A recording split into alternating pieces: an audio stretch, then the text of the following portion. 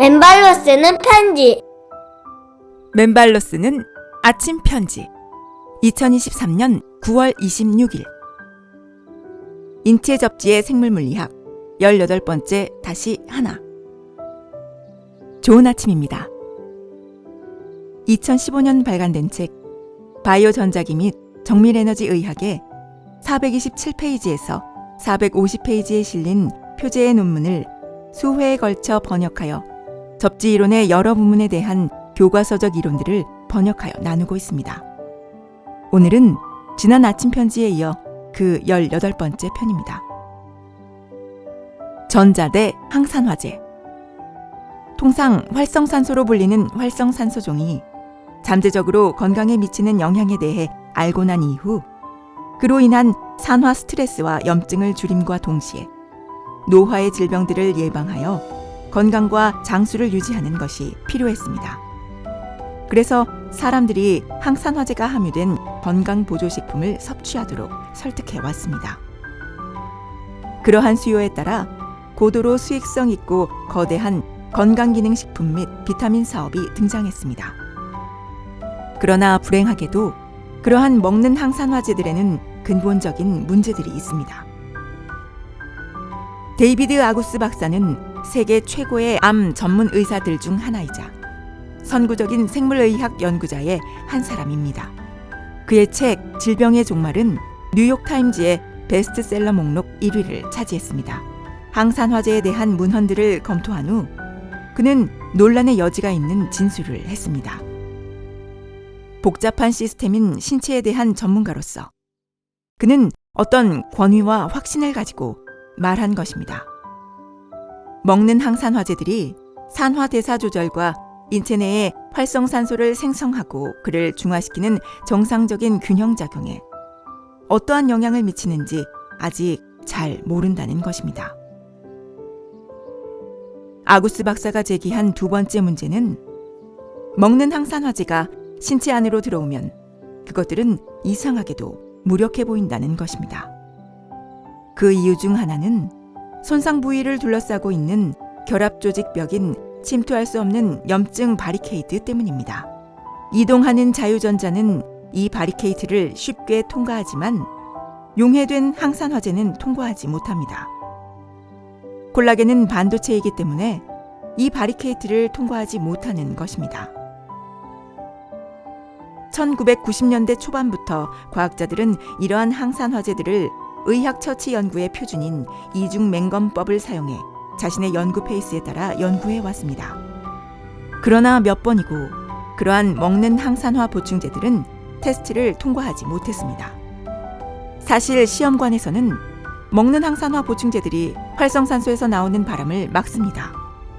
하지만 인체 내부로 들어가기만 하면 그것들은 이상하게도 무력해 보입니다.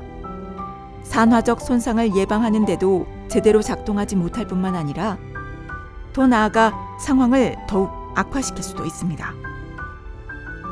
많은 과학자들은 그러한 항산화 보충제들이 기껏해야 시간과 돈의 낭비라고 결론지었습니다.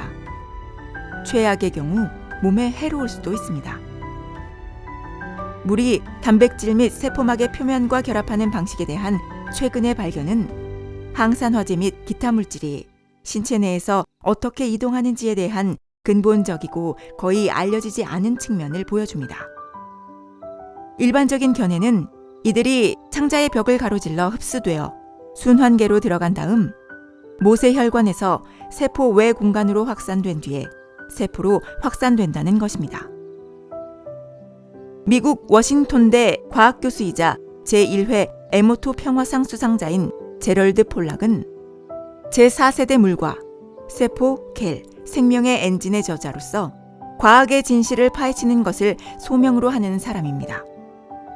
폴락의 동료들은 표면에 인접한 물이 고체, 액체 또는 기체와 같은 친숙한 단계와 분명히 다른 소위 4단계에 있다고 결정했습니다. 세포막, 단백질 및 기타 많은 분자와 같은 친수성 표면에 인접한 물은 용질을 배제한 액정 배열로 고도로 정렬되어 있습니다. 폴락은 이것을 배제구역이라 하고 이 수상을 배제구역 또는 EEG 물이라고 합니다. 그림 38-19의 설명. A. 쌍극을 가진 물 분자인 빨간색으로 표시된 전기 음성 영역은 친수성 표면에 인접하게 정렬됩니다. B. 표면에 가까운 영역은 용지를 제외하며 여기에서 마이크로 입자를 사용하여 시연됩니다. 아래 그림은 빛이 있을 때 배제 영역이 어떻게 확장되는지 보여줍니다. C. 배제 영역은 친수성 표면으로부터 더 멀리 확장됩니다. D. 물 분자는 벌집 시트를 형성합니다. 고체 액체 증기를 넘은 폴락의 물의 네 번째 단계입니다.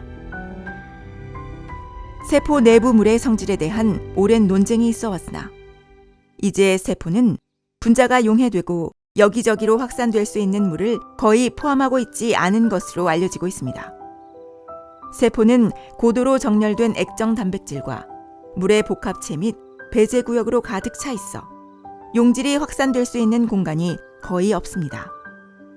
폴락의 연구에 따르면 이제 신체의 세포 외 공간도 고분자 전해질 계리나 기저물질로 채워져 있기 때문에 이와 같은 현상, 즉 똑같이 용질이 확산될 수 있는 공간이 없을 수 있습니다. 따라서 체내의 많은 수분이 겔 상태로 갇히게 됩니다. 이것은 새로운 의문을 제기합니다. 즉, 순환계 시스템으로부터 받은 산화 방지제 분자가 염증 퇴치에 필요한 곳으로 어떻게 정확히 이동하느냐는 것입니다. 배제 구역에서는 장소에서 장소로 확산될 수 있는 대량의 물을 포함하는 것으로 간주되었던 세포 외 공간 전체에서 분자가 발견될 수 있습니다. 폴락의 연구는 배제 영역이 단백질 알부민뿐만 아니라 일반적인 염 분자보다 약간 큰 100달톤의 낮은 분자량을 갖는 다양한 염료를 배제한다는 사실을 보여줍니다. 염증성 바리케이드는 부상 후 남겨진 수리의 장으로 항산화제가 확산되는 것을 막는 또 다른 장벽으로 작용합니다. 그러나 자유전자 또는 이동전자에는 이러한 문제가 없습니다.